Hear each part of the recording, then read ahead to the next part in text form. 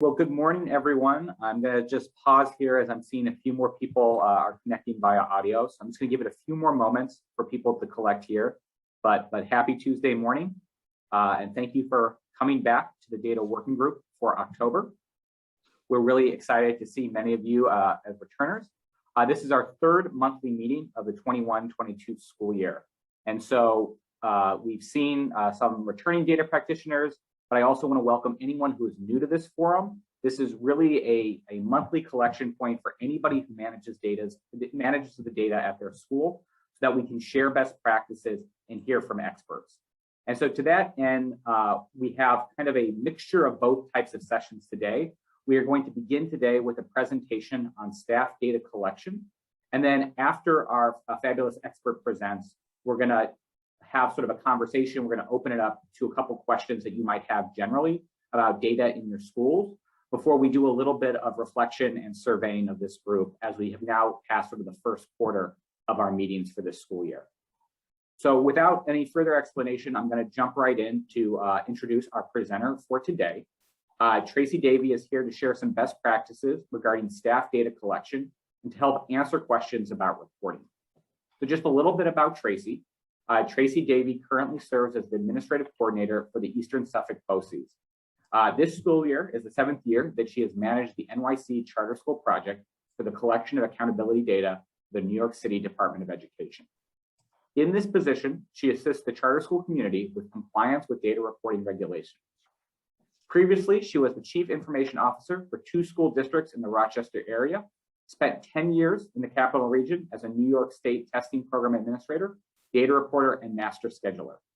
Tracy has also been an international software trainer in the pharmaceutical industry and served on the board of directors of the New York State Data Analysis and Technical Assistance Group, also known as DATAC. Tracy's knowledge was developed through collaborations with public and private schools from small, rural, and large suburban, and 2 out of the big 5 regions of New York State. So she has tremendous experience working with school systems across the state. So following her presentation on staff data collection, we'll have a short Q&A, and then we'll have some time for the working group to learn a little bit more about the resources available to ask questions and receive support from this community. So without further ado, I'm going to turn it over to Tracy Davey. Good morning. Thank you, Michael. And hello to everyone. I see some familiar names, a colleague, Darren Lowell from the Monroe RIC upstate. Yep. And I'm glad you're here. Darren, please pop in if I miss anything. He's another expert and project manager for data reporting in his region for the State Education Department. So today we're here to talk about staff reporting, and we'll dive right in there. The way I always start my presentations is, why do we do this? And the answer is almost always because the state tells us we have to. Many of the reasons behind the state telling us that we have to do something is because they have to do it for the federal government because of funding sources and whatnot. Right here is a view of, Lori Hazard's with us also, another works with Darren upstate, and another colleague and project manager with State Ed for data reporting. So this is where the state publishes publicly all of the information that they have to report. So at data.nisa.gov, you will see there's 2 specific areas where staff data shows, and I want to make sure I point that out for you. It is in the school report card, and also in a new section, relatively new for a couple of years now, student and educator report. Under the school report card, on this screen, I'm just building the staff qualifications, and we're looking at statewide data from the 18-19 school year. It shows you the total number of teachers and principals in various categories, experienced and inexperienced. This information is based on a staff snapshot being reported at a school year over year. And someone is considered inexperienced if they have not been at that school for 4 years yet. Inexperienced principals, again, it's a 4-year tag, and it's also looking at, were they in the staff snapshot and assigned as a principal at that school for multiple years. And then in regards to teacher certification, this is a federal requirement. The entire country does this work. The federal government requires that each state performs a certification match. And today I'm going to drill down for you and show you our state's process for doing it. It's through at least 2 templates, and that's the staff snapshot and the course instructor assignment. I do want to point out one additional piece of information here. This is a total number of teachers who are teaching outside of their certification, and then of course they show it as a percent.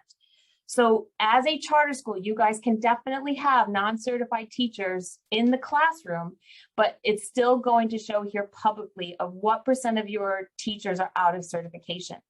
I can tell you that for 6 years, I don't know if I've said it yet this year, but I've been advocating with the state education department that there needs to be a little caveat or star or something on this page, or at least when you open up a charter schools report card that says charter schools are allowed to have non-certified teachers. The next place on that same teacher and educator section, under the student data, it shows class sizes. This information is a combination of the data that, well, you have to have your courses reported. You have to, the state has no location marking period. These are all templates I'm naming here for when your classes end. They need to know which teachers are teaching which classes, and through the course instructor assignment template. And then they know the number of students in each class by having a record for each student for each class that they're in, called the student class entry exit. If you were to have a high school English teacher, and we've seen this, especially back when we did things in work in TA, reporting, what classes teachers had.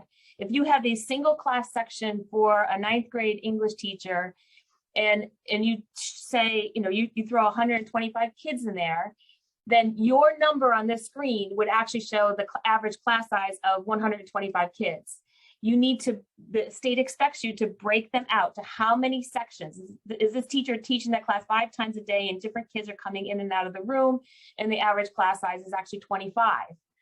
So you want to be careful with this one, or else these numbers may look really unexpected. Of course, if it's your charter leadership, yourself, your parents of your school looking at your report card, they're going to know, I know there's no class of 125 kids in it, but we want to have that data be as accurate as possible.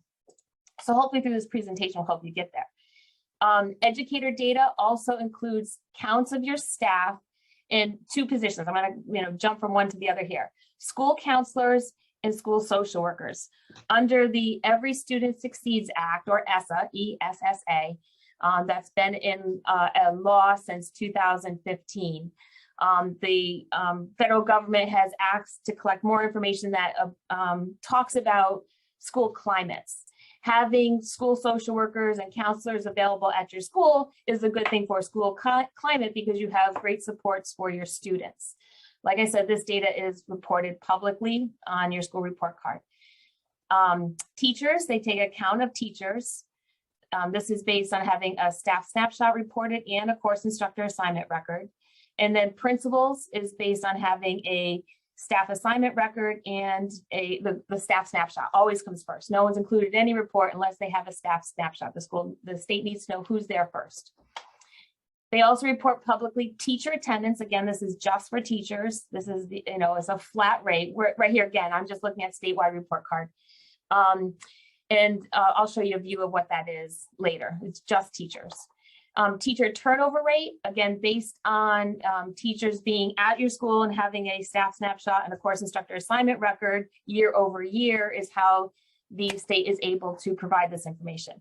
And it shows here, they're looking at it in 2 different ways. For someone who's been at your school fewer than 5 years, and then all teachers at your school. And it looks like there's more turnover in those early years, which may not be unexpected. I just want to give you a quick reminder of the data flow.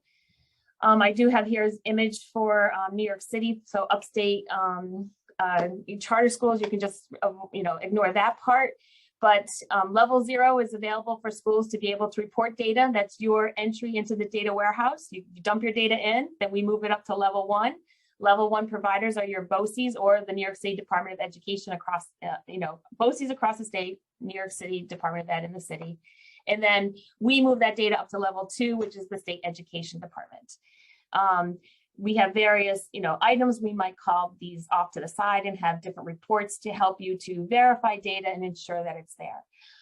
From what I'm showing you here, and I can't emphasize this enough, reporting data is a process, verifying it is also a process, and it's something that should happen throughout the year. I don't recommend waiting to the end. The sooner you look at data in L2RPT, that level 2 reporting, what has made it to state ed, that's the, our highest recommendation. I saw Darren nodding his head there a second ago. It's just so important to make sure that the data gets up to state ed. That's why we're doing it. We want to make sure they have it and that it's accurate. So all this staff data is a multi-step process. Particularly here, these three categories are needed for just your out of certification. This is due, pretty early in the year, or actually throughout the year. Staff snapshot is first. The state education department this year put a tag on this, a target date of November 17th. They know that you need this data. They don't want you to wait to the end. The reason why it's in red is that this is the state's requirement. The requirement for Lori and Darren upstate is probably different than us in New York and down here for New York City. We move data every Wednesday. They might do it on a Thursday or Friday, so you really have to make sure you know who your RIC is and whether or not NARIC needs it now or CineRIC or whomever you're working with. Staff assignment can actually be done throughout the year. Actually, all of these can be updated throughout the year, but we recommend getting your staff assignment done in the beginning. For the most part, a lot of the leadership positions in your school may not flip over a lot. Just get it out of the way so you don't have to worry about it later. Remember, it's going to show publicly, who are the school counselors at your building and the social workers. Course instructor assignment has the earliest, well, TIE used to be early. That used to be like February 1st. Course instructor assignment, again, does that same work for determining who is out of certification. And this year it's earlier than last year, it's April 30th. Again, this one's in red, the 30th. I think the state just picked the date. That I believe that's a Saturday. So for our schools, it's the Wednesday before at 9 a.m. Again, know your RIC, make sure you know what that deadline is for you. So the state, this is their target date. Like I said, they're going to take it throughout the year. But in order to be included in the actual certification match, they're pulling that data after April 30th. They're going to report it to the federal government on that date.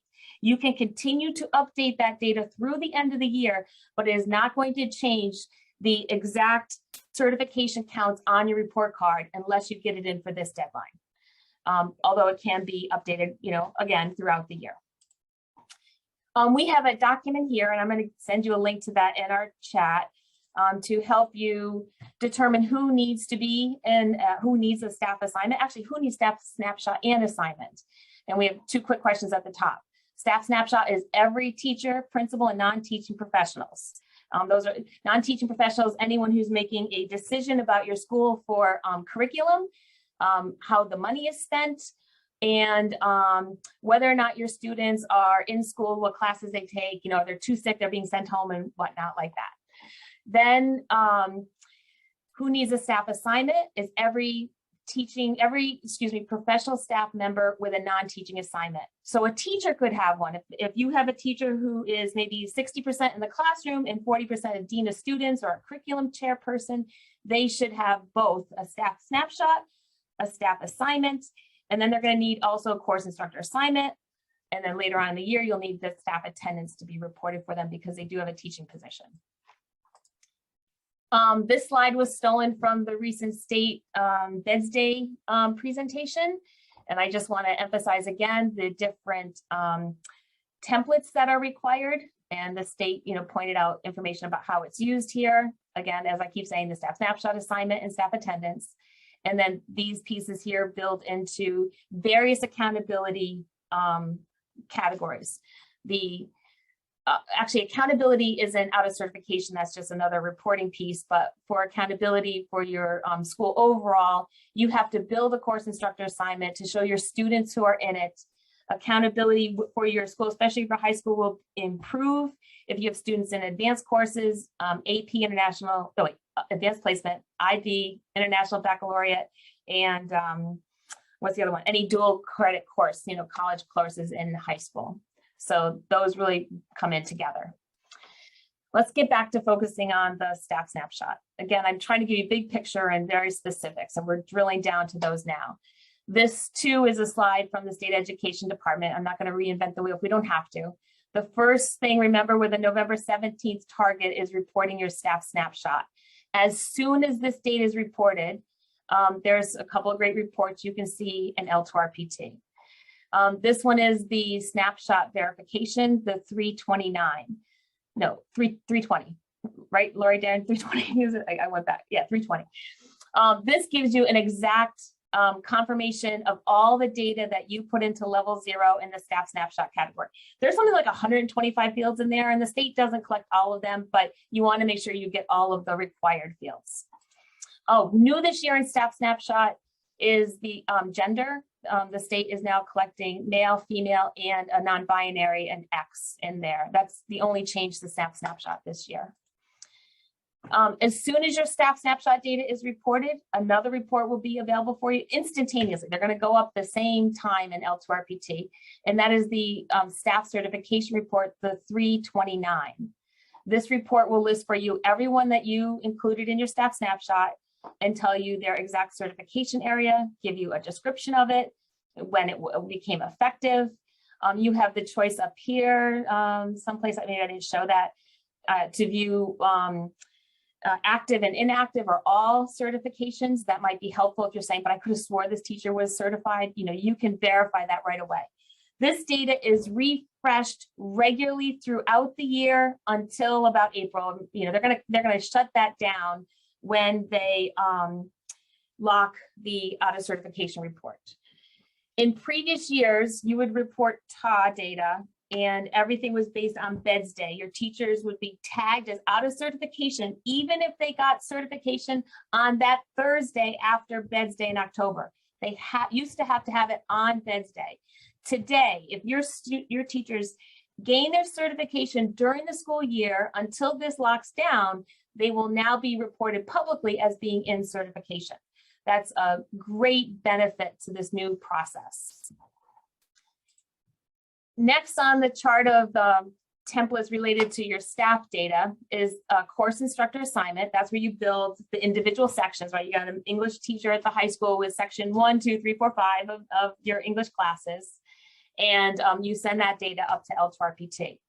That next week or whenever your data flows, you will have this course instructor assignment report visible to you and the out of certification of the certification match. This one here is the 328. The first one, the prior one, I forgot the number there. The 330 just shows you exactly which, every record you created as a course instructor assignment record, how many sections your teachers have of each class. In the 328, this is another beautiful report. It takes all that data and puts it together. We're now looking at a teacher, or a pretend teacher here, who teaches 2nd grade. This is the name, this is the section of the course at your school. They're telling you that it's in English. You had to report all this stuff in that particular template. Then now the state is adding this column for you, letting you know if they were certified for this class that you reported for them. They're letting you know if this person is a charter exemption, as reported in the staff snapshot. Now that we have this 328, you may want to wait to tag your charter exemptions until you see whether or not someone is certified for each of their classes. Just a suggestion. Based on an FTE, so if you're using that 2nd grade course code, then that's telling the state that this person, that's a full day assignment. They're a 2nd grade teacher all day long, so that's their 1 FTE. There are 3 important indicators within this course instructor assignment template where you let the state know if this person is the primary teacher in the room. If that's the case, if you're telling them they're primary, then they're looking to see that they have the certification to teach 2nd grade. They ask in course instructor assignment, is this person the special education teacher in the room? Then they look to see if the person, they're not looking for that exact grade level, they're looking for whether or not the person has certification as a special educator. And then they'll determine whether or not the certification matches yes or no is, based on that indicator. If the person is assigned to that classroom and they are an English language instructor, then the state is going to look for that certification for them to be in that room. And again, that will change whether or not they are certified in this column. Another beautiful benefit of this report in L2RPT, actually in level 0, all these places, in our data warehouse, if you see a number that's blue and underlined in level 0, you might see your school name or something like that. It's a hyperlink. So from this SIRS 328 report, if you tap on that hyperlink, it's going to bring you directly to that line for that teacher in, in the 329 report. And I think I went backwards. I did. So now it's open, both my 328 is still open on my screen. And now I'm in that 329. I am looking at this exact teacher and I'm thinking, I thought they were certified. And then I find out, oh, but they were certified as a teaching assistant, not a second grade teacher. I think this is beautiful. Once you're on the screen and it's going to show the name of this staff person, you could change that drop down and show all, and then you can jump back and forth however you wish, quick and easy to verify every line of data. Once you report the course instructor assignment, the class entry exit, a course instructor assignment has to be there first. You have to have teachers in sections before you can put students in those sections. Then that's where the state got the information regarding the class sizes. I saw a couple of comments pop in on the chat. Regarding teachers whose certifications has expired, are they considered not certified? Yes, that's absolutely true. Will there be multiple rows for a person with multiple certifications? Yes, that is absolutely true also. They will show you all of them. And if you choose to see all certifications, you will see both active and inactive certifications, expired certifications. This is a view of the staff attendance reporting screen in level 0. This can be entered manually. It's a pretty easy thing if you don't have an application to help you to report it. I want to tell you that I think other is the magical category in here. If you have a teacher who was, and these are, the state only needs you to report, again, teachers with a full day absence. So you could have had a teacher with 5 days of bereavement and you might just put 5 in the bereavement. Maybe they also had a maternity leave in this year. It was a good and bad year in their lives. You're going to have multiple lines, or you could use other. You can use other and just say, 60 days total other. That's perfectly fine. Unlike student attendance, which is day by day, in staff attendance, you only need to report the total number of absences with either specific reasons or a combined reason of other. If a person is absent, let's say someone's helping their parent to get to physical therapy, they're out every Friday and back in September, right? A half day every Friday afternoon this last month, right? And now, and they never are absent again this year. They do not even need a staff attendance record because they had perfect attendance. In this record, you're only reporting negative attendance for staff and it's an aggregate number and it's only full days. A quick word from our sponsors and then we'll go to questions. So I saw a couple more questions come in. Will it show, so for the 329, will it show all certifications or only those for relevant assignments? That's a great question, Randall. Yes, it absolutely will show all certifications. So here's that 329. It's a straight up list of everything. I would assume that this first person here was probably a charter leader and actually just has no certification ever. Does not, oh, actually, yeah, it'd be a charter leader other because it would say principal here if the staff snapshot actually identified them as a principal. Yeah, I see Lori. Sorry, Lori, I was reading them in order. Lori did comment on that one also. I told you they know their stuff. Report shows charters exemptions, but certification report will still, yes, will still count that as uncertified. The state is totally transparent on that. They will report the number as it is. And as I said, I thought that it was unfair that the state report card did not have any kind of notation that charter schools are allowed to have exemptions. And I have asked for that, and I would expect that to pop up some year soon, hopefully this year. I can talk fast. I think I did that in a New York minute. Lori, Darren, especially, do you guys have any other comments, things I missed in a screen I should go back to? Okay. Do we include teaching assistants? Oh, that's a great question. Nope, teaching assistants are not required to be in the staff snapshot. If you happen to have someone who is certified, and we saw that on a previous a couple examples here, and there's one on the screen.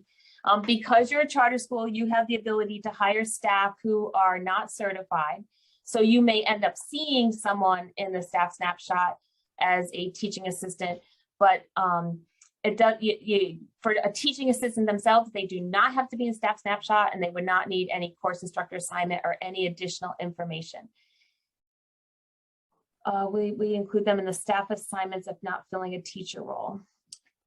Yep, Lori's saying no. If So for a teacher, let's see, it's possible if you have, let's also talk about that for when you need to put someone in as a teacher of record. When you give them a course instructor assignment, that gives them the job of, they become a teacher of record and they will be included in the counts. If you hire somebody, you start the school year, they left last week and you have a substitute in there now, you're searching for a new person, you don't necessarily have to end that course instructor assignment if you just have substitutes in there until you have the new teacher. You can wait till the new teacher comes and then have a course instructor assignment that starts after that. Oh, actually, this gives me a great train of thought too that I didn't think to include. If you have 2 teachers in the classroom for the certification match, if one of them is certified, the other is not, the state will actually report publicly only the certified teacher, which is a great thing for your school, that they don't have to split it out. If you have a true co-teaching model with 2 teachers in a classroom, that is one where you might consider breaking them out as 2 sections and just splitting the students evenly among the students. Otherwise, the state would not, they're not going to divide that number to give you a more accurate class size, or at least a teacher to student ratio. They're just going to leave it as 33 kids in that class. If only one is certified, they're going to grab the one. If they're both certified, the one they might report publicly, I don't know who's going to be that. Of course, if they're both certified, doesn't matter. It might be the person with the lowest teach ID that comes numerically, or it could be the record that's loaded second. Sometimes that happens in level 0. If you load a record and then you load another record on the same person, same attendance date, it wipes out the first one and they keep the second item. Okay, so yep, no teaching assistants and staff snapshot. Will they include in the assignment? Right, okay, I'm sorry, I did answer that question. Yeah. Lori, where else did we hit? Go ahead. Yeah, if there are additional questions, feel free to continue to add them to the chat. And if you want to come off mute, that's also an option, but I know some people are more preferable toward the chat. I think this is a great overview of the